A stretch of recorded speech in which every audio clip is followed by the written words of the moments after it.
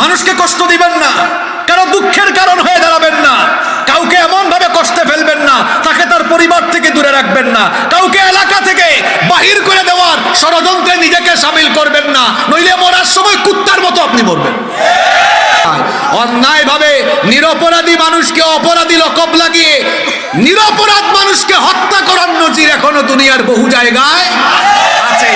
আপনি কি ভাবছেন আপনার বিচার শেষ বিচার?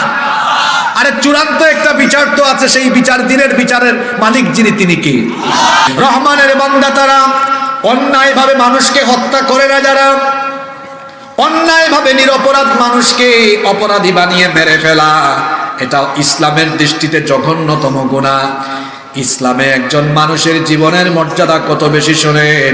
আল্লাহ তাআলা কোরআনে কারীমে বলেছেন, মান কাতালা নাফসান বিগাইরি নাফসিন আও ফাসাদিন ফিল আরদি ফাকান্নামা কাতালান নাস জামিআ।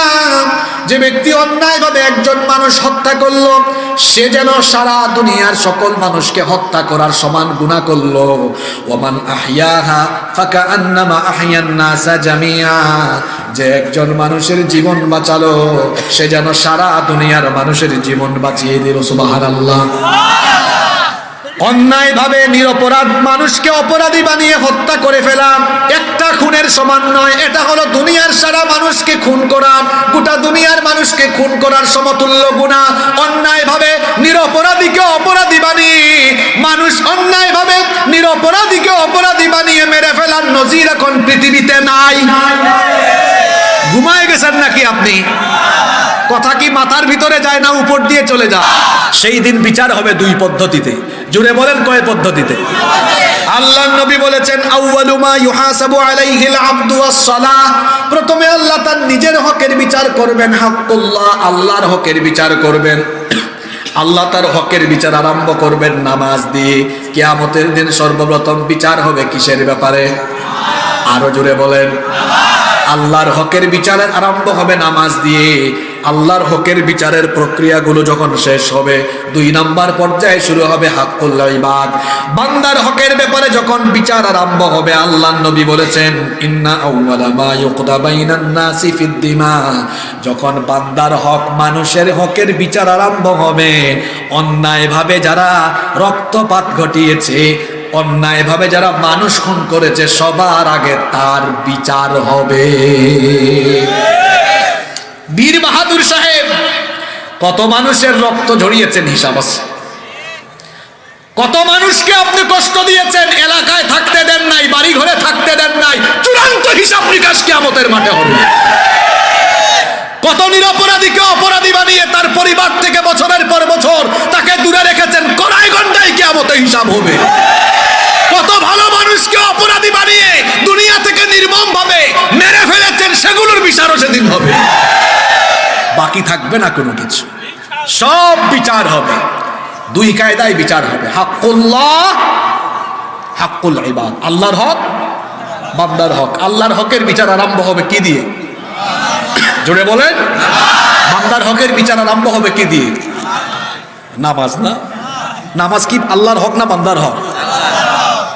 বান্দার হকের বিচার আরম্ভ হবে। অন্যায় ভাবে কত মানুষের রক্ত ঝরিয়েছেন, রক্ত ঝরাইয়েন না, মানুষকে কষ্ট দিয়েন না, মানুষকে কষ্ট দিয়েন না। যে যে জায়গায় আছেন সব মানুষের সাথে মিলেমিশে চলেন। এমন জীবন তুমি করিও গঠন, মরিলে হাসিবে তুমি, কাঁদিবে ভুবন।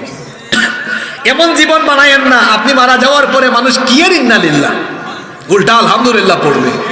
এমন মানুষ মাঝে মাঝে মারা যায় কি যায় না? আর নিজের এলাকার মানুষকে কষ্ট দিয়েন না, নিজের এলাকার মানুষকে কষ্ট দিয়েন না। নিজের এলাকার মানুষকে কেন কষ্ট দেন? আপনি মারা যাওয়ার পরে এরাই এগিয়ে আসবে, এদেরকে কষ্ট দিয়েন না। নিজের এলাকার মানুষের সাথে সৌহার্দ্য আর সম্প্রীতির বন্ধন স্থাপন করেন। আপনি মারা যাওয়ার পরে সবার আগে এরাই ছুটে আসবে। বুঝলে বুঝভাতা, না বুঝলে তেজভাতা। আর কি করে বুঝাইলে আপনি বুঝবেন? নিজেকে ব্যক্তিত্ববান হিসাবে গড়ে তুলুন, মানুষের সাথে মিলেমিশে বসবাস করুন। আল্লাহ বুঝার তৌফিক দান করেন। কষ্ট হচ্ছে আপনাদের? রহমানের বান্দাদের ৮ নম্বর গুণাবলী হলো, রহমানের বান্দারা জিনা করে না। বিবাহ বহির্ভূত হারাম রিলেশন করে না। আল্লাহ তাআলা তাদের ব্যাপারে বলছেন ওয়ালা ইয়াজনুনা ওয়া মান ইয়াফআল যালিকা ইয়ালকা আসামা। রহমানের বান্দা হলো তারা, জিনার ধারে কাছে যায় না যারা জিনা করে না। তারা জিনার বদলে, জিনার পরিবর্তে পবিত্র সম্পর্ক, বিয়ে শাদীর সম্পর্ককে প্রাধান্য দেয়। জিনা এখন আমাদের সমাজের রন্ধ্রে রন্ধ্রে ছড়িয়ে যাচ্ছে। এই জিনা বেড়ে যাওয়ার একটা অন্যতম কারণ হলো নারী পুরুষের অবাধ মেলামেশা বেড়ে যাওয়া, তথ্য প্রযুক্তির অপব্যবহার, বেপরদা এবং সর্বশেষ অপশিক্ষা যুক্ত হয়ে যাওয়া। আমাদের বাচ্চাগুলো এখন নষ্ট হচ্ছে প্রধানত দুই কারণে। একটা হলো অপশিক্ষা, আর একটা হলো অপসংস্কৃতি। কথা কি খেয়াল করছেন? এখানে যাদের বয়স 30 অ্যাবাভ, 30-এর বেশি, আপনারা একটু জবাব দেন তো। আমার বয়সও 30-এর কাছাকাছি, দেখতে লাগে না মনে হয় না? আচ্ছা, তো আমরা ইন্টারমিডিয়েট লেভেলে গিয়ে যা বুঝতাম, এখনকার 5-6-এর পুচকা পুচকা পুলা মারেয়া এর চেয়ে আরো বেশি বুঝে কি বুঝে না? কম বয়সে পাকছে কেমনে? দুই কারণে, অপশিক্ষা, কথা বলেন না কেন? আমি তো আপনাকে আবেগী কথা বলে চাপা মাইরা চলে যাব না, এই দুইটার প্রমাণ দিচ্ছি। দেখুন, সে আজকে যে বয়সে যেটা শেখা দরকার, পড়া দরকার, ওইটা পড়ে না। আমি এখন ওই প্রসঙ্গে কথা বলতে গেলে আমার লম্বা সময় চলে যাবে। ইউটিউবে আমার এ বিষয়ে আলাদা লেকচার আছে। কোথায় কোথায় কত অসঙ্গতি, অপশিক্ষা আছে, সব সেখানে RSBS। আবার আপনাদের এলাকায় জায়গা জমির খতিয়ান নেই, মানে ওই ক্লাসগুলোর খতিয়ান, পৃষ্ঠা নাম্বার, বই নাম্বার তুলে দিয়েছে একদম, কোথায় কোথায় কি আছে। ক্লাস 6-7-এর ছেলেমেয়েরা প্রেমের গল্প পড়ে, ফাহিম অন্তরা হাত ধরে হাঁটাহাঁটি পড়ে, সঞ্জয় আমেনা পড়ে। এগুলো পড়ার পরে বুঝি আপনার পুলামাইয়া ঠিক থাকবে, সেও তার ক্লাসের কোথায় কোন সঞ্জয় আর কোথায় কোন ফাহিম আছে তার সাথে টাঙ্কি মারার ভাব ধরার চিন্তা করবে। এজন্য তো বুরুঙ্গামারির ক্লাস 5-এর ছেলে তার 2 বান্ধবী নিয়ে কক্সবাজারে চলে গেছে। কেমনে চলে যায় আপনি বুঝেন? ক্লাস 6-এর ছেলেমেয়েরা এখন গফ বফ বুঝে, আমার বুড়া চাচারা বুঝবেন না, যুবকরা বুঝছে এগুলা। কিরে যুবকরা কথা বলো, ঠিক আছে? কেমনে বুঝে এত কিছু এই পুচকা পুচকা পুলারা? তার বইয়ের মধ্যেই সব আছে। এমন এমন বিষয় আছে এটা বলার মতো। আমরা আমাদের ছেলে মেয়েদেরকে স্কুল কলেজে মাদ্রাসায় পাঠাই না চরিত্রহীন বানানোর জন্য, আমরা আমাদের ছেলে মেয়েদেরকে শিক্ষা প্রতিষ্ঠানে পাঠাই আদর্শ দেশপ্রেমিক চরিত্রবান মানুষ হওয়ার জন্য। তাহলে শিক্ষার নামে অশিক্ষা, কুশিক্ষা এখানে ঢুকিয়ে দেওয়া হলো কেন? আর অপসংস্কৃতি, এটা তো আপনি আপনার বাচ্চাকে নষ্ট করেছেন। আমরা যখন ছোটবেলা কান্নাকাটি করতাম, আমাদের বাবা মায়েরা দৌড়ায় আসতো, এসে, আমি জানি না কুষ্টিয়ায় কি বলেন, ওই যে আপনার হাত দিয়ে এরকম, এটা সিলেটে এটাকে বলে জুনজুনি, আপনারাও জুনজুনি বলেন। এই জুনজুনি দিয়েছে, গাড়ি দিয়েছে, খেলনা দিয়েছে, বাবা কেঁদো না। আর এখন মা বাবা এত ব্যস্ত, তারা 2-3টা ফোন ইউজ করে, বাচ্চা একটু কান্না করলে এসে এই নাও, এই নাও মোবাইল। আর মোবাইলে কি দিচ্ছে? হাবি জাবি কত কিছু আছে। বাচ্চারা তো এখনকার কিশোর ছেলেরা পাবজি খেলায়। এগুলো, এই বাচ্চাগুলো নষ্ট হয়েছে, হুজুরের কাছে নিয়ে আসে, হুজুর একটু ফু দেন তো, মোবাইল ছাড়া আর কিচ্ছু দেখে না। হুজুরের ফুতে কাম হবে না, আপনার বাচ্চাকে আপনি নিজেই নষ্ট করেছেন। বাচ্চাকে সময় দেন। বেশিরভাগ মা বাবা নিজেরাই মোবাইল নিয়ে ব্যস্ত। আর কাপল ব্লগের ফিতনা এসেছে এখন। কিরে যুবক ভাইয়েরা, ঠিক আছে না? আগে ছিল ফুড ব্লগ, ট্রাভেল ব্লগ, এখন নতুন ফিতনা, নাম কি? যে সকল ছেলেরা ডলার ইনকামের জন্য নিজের বউয়ের চেহারা পৃথিবীর মানুষ দেখার জন্য ওপেন করে ছেড়ে দিয়েছে, এরা ব্যক্তিত্বহীন, রুচিহীন। এই সকল পুরুষগুলো হলো হায়া শরমহীন, বেহায়া, ব্যক্তিত্বহীন পুরুষ। এর কোনো রুচি নাই। যে তার বউকে বেপরদা বানিয়ে মানুষ দেখায়, এত রুচিহীন পুরুষ, এর কোনো রুচি নাই, ওর রুচিতে সমস্যা আছে। আপনার বউ বিয়ে করছেন আপনি, মিয়া এত টাকা মোহরানা দিয়া আপনার জিনিস আপনি দেখেন, মানুষরা দেখান কেন? আপনার তো রুচিতে দুর্ভিক্ষ নেমেছে, আপনার রুচি খারাপ। আপনার রুচি ঠিক করেন, পর্দা বেপর্দার ওয়াজ হবে পড়ে। আপনার কমন সেন্স দিয়ে ভাবেন তো, আপনার বউয়ের পেট আর পিটি স্টেডিয়াম বানিয়েছেন কেন? আপনার বউয়ের ফিগার মানুষ জানে কেন? আপনি তো রুচিহীন পুরুষ, আপনি পুরুষ নামের কলঙ্ক। পুরুষ নামের কলঙ্ক আপনি। আপনার বউয়ের ফিগার মানুষ জানে, আপনার বউয়ের পেট কেমন, পিঠ কেমন মানুষ জানে, আপনার বউয়ের ঠোঁট কেমন, চোখ কেমন, নাক কেমন অন্য আরেকজন জানে। আপনি পুরুষ নামের কলঙ্ক। নিজেকে পুরুষ বানান আগে মিয়া। লজ্জা লাগে না? আরেকজন বলে অমুকের বউয়ের ঠোঁট খুব সুন্দর, অমুকের বউয়ের চোখ হরিণের মতো টানা টানা। বেহায়া, তার নিজের বউয়ের সবকিছু মানুষ জানে। আমার কথায় কি কষ্ট পেয়েছে? সত্য কথা একটু তিতা হয়। আর আমি এরকম স্বভাবেরই মানুষ, যেটা বলি সোজা সাপটা ওপেনলি বলে ফেলি। আমাদের পূর্ববর্তী বুজুর্গরা কান্না করে করে কোরআনের আয়াত দিয়ে পর্দার ওয়াজ শুনিয়েছেন। বেহায়ার দলটাও নিজেরা ঠিক হয় না, এজন্য এই কঠিন কথা বলতে বাধ্য হয়। ওর রুচিতে সমস্যা আছে, ওর রুচি ঠিক নাই। আল্লাহ যেন এদেরকে হেদায়াত দান করে। রহমানের বান্দারা জিনা করে না। যারা পড়াশোনা করছো শোনো, ছাত্রদেরকে বলছি, কলেজ ইউনিভার্সিটি পড়ুয়া ভাইদেরকে বলছি, মাদ্রাসা পড়ুয়াদেরকে বলছি, ছাত্র জীবনে নারীদের ফিতনায় পড়ো না, মেয়েদের পিছনে ঘুরঘুর করো না। এটা মেয়েদের পিছনে ঘুরঘুর করার বয়স নয়। এই বয়স হলো পড়াশোনার, এই বয়স হলো গবেষণার। পড়াশোনা গবেষণায় মনোযোগী হও, কেরিয়ার সুন্দর হবে। আজান দিলে নামাজি গাও, তাহলে চরিত্র ভালো হবে। কেরিয়ার যদি সুন্দর হয়, চরিত্র যদি ভালো হয়, কোনো মেয়ের পিছে ঘোরা লাগবে না।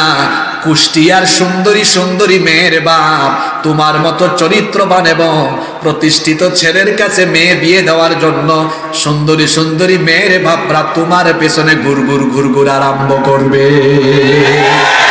নিজেকে এমন জায়গায় নিয়ে যাও যাতে করে তারা ঘুরে, আমি কেন ঘুরবো? আল্লাহ যুবকদেরকে বুঝার তৌফিক দেন। 9 নম্বর, রহমানের বান্দারা মিথ্যা সাক্ষ্য দেয় না। মিথ্যা সাক্ষ্য আমাদের সমাজে নাই। মিথ্যা সাক্ষ্য দিলে বাতিল প্রতিষ্ঠা হয়, অন্যায় কায়েম হয়, অন্যায় প্রতিষ্ঠা হয়, জালেমের জুলুম আরো পাকাপুক্ত হয়। এজন্য মিথ্যা সাক্ষ্যকে কোরআন হাদিসে নিন্দা করা হয়েছে। আল্লাহ তাআলা বলছেন রহমানের বান্দাদের স্বভাব হলো ওয়াল্লাযীনা লা ইয়াশহাদুনাজ যুর। রহমানের বান্দা হলো তারা মিথ্যা সাক্ষী দেয় না। যারা মিথ্যা সাক্ষী দিতে দিতে মানুষ এত নিচে নেমে গিয়েছে, আল্লাহওয়ালা বড় বড় বুজুর্গদের বিরুদ্ধেও মিথ্যা সাক্ষ্য দিয়ে মানুষ নিচে নেমে গিয়েছে। মিথ্যা সাক্ষ্য দিয়েন না, কঠিন বিচার হবে কিয়ামতে। আপনার একটা মিথ্যা সাক্ষীর কারণে অনেক মানুষের উপরে বড় ধরনের জুলুম হয়ে যেতে পারে। এটা বড় ধরনের গুনাহ, অনেক বড় ধরনের পাপ, অনেক বড় ধরনের। আল্লাহ আমাদেরকে বুঝার তৌফিক দেন। নাম্বার 10 নম্বর রহমানের বান্দাদের গুণাবলী হলো, এটা ভালো করে শুনেন, এই রোগেও আমরা অনেকে আক্রান্ত। রহমানের বান্দারা অনর্থক কথা এবং কাজ উপেক্ষা করে চলে, অনর্থক কোনো কর্মসূচিতে তারা যায় না। আল্লাহ তাআলা বলছেন ওয়া ইদা মাররু বিল্লাগwi মাররু কিরামা। অনর্থক কিছু হচ্ছে এমন জায়গা দিয়ে গেলে ব্যক্তিত্ববান মানুষের মতো চলে যায়, ওখানে সে ইন্টারফেয়ার করে না। এই রূপ তো আমাদের অনেকের আছে। পাড়ায় পাড়ায় চায়ের দোকান আছে না নাই? ওইটার নাম দিয়েছি আমি বাংলাদেশের সেকেন্ড পার্লামেন্ট। ওখানে চা বিক্রেতা থাকে স্পিকারের ভূমিকায়, চা খুরেরা থাকে সাংসদের ভূমিকায়। চায়ের কাপে চুমুক লাগায় আর গোটা এলাকায় কে কি করলো হুদাই বসে বসে আলোচনা সমালোচনা, গীবত পরনিন্দা চুগলখড়ি আছে না নাই?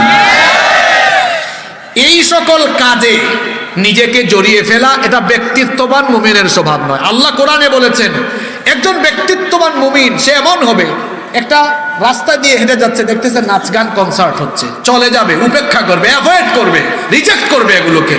দেখছে টঙের দোকান দিয়ে যাচ্ছে, আসেন ভাই চা খাই গল্প করি, না তোর চা তুই খা, এটা বলে চলে যাবে। রহমানের বান্দা হবে এমন, অনর্থক ফালতু কথাবার্তা বা কাজে লিপ্ত হয়ে 1 সেকেন্ড সময় নষ্ট করবে না, প্রতিটা মুহূর্ত আল্লাহর আনুগত্যের পথে কাটাবে। সুবহানাল্লাহ। এই গুণে গুণান্বিত হওয়ার তৌফিক আল্লাহ আমাদেরকে দেন। এখন ওয়াজ মাহফিলেও অনর্থক কথা হয় না? কুরআন হাদিস বাদ দিয়া এদিকে কিছুক্ষণ ওইদিকে কিছুক্ষণ। কিছু বক্তা এখন বের হয়েছে, সারাদিন ফেসবুকে থাকে, ফেসবুকে কি কি কি কি হইল ওইটা দেখে সন্ধ্যার পরে বমি করতে থাকে, ফিতনা লাগাতে থাকে। এসব বাদ দেন। প্রতিদিন 5টা-7টা মাহফিল না কইরা মাহফিলে আসার আগে 1-2 ঘন্টা কিতাব নিয়ে বসে পড়াশোনা করেন। মানুষের ঈমান আখলাক, মানুষ দ্বীনের পথে আসে,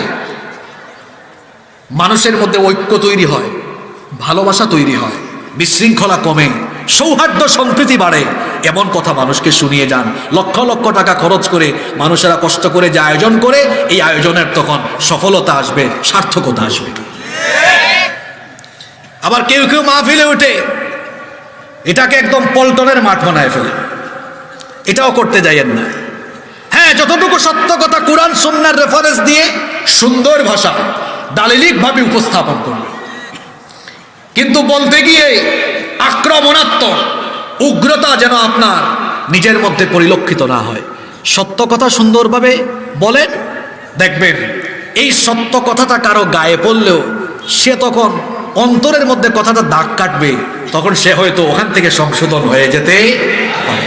দরদ নিয়ে মানুষকে বুঝাতে হয়, মানুষকে সুন্দর ভাষায় বুঝাতে হয়, নম্রতার সাথে সুন্দর শব্দ চয়ন করে দরদ দিয়ে আন্তরিকতা দিয়ে বুঝালে অটোমেটিক দেখা যাবে তার দিল নরম হয়ে যাবে। আল্লাহ বুঝার তৌফিক দান করেন। এবার আসেন, আর 2টা গুণ আছে, মনোযোগ আছে তো আপনাদের? 11 নম্বর হলো রহমানের বান্দারা কোরআন অন্ধ এবং বধিরের মতো শুনে না। কিছু মানুষ আছে কোরআন বুঝালে উল্টা বুঝে, আবু জেহেলের মতো। আবু জেহেল নবীজির কাছ থেকে কোরআন শুনেছে, মুসলমান হয়েছে না আরো গোমরা হয়েছে? জুড়ে বলেন। আমাদের সমাজেও আবু জেহেলীয় চরিত্রের কিছু মানুষ পাওয়া যায়। ওয়াজ করতে করতে করতে করতে বুঝাইলেও সে বুঝে না। তারে বুঝাইলেন সুদ খাইও না ভাই, এটার অনেক গুনাহ, নিম্ন পর্যায়ের গুনাহ হলো মায়ের সাথে জিনা করা।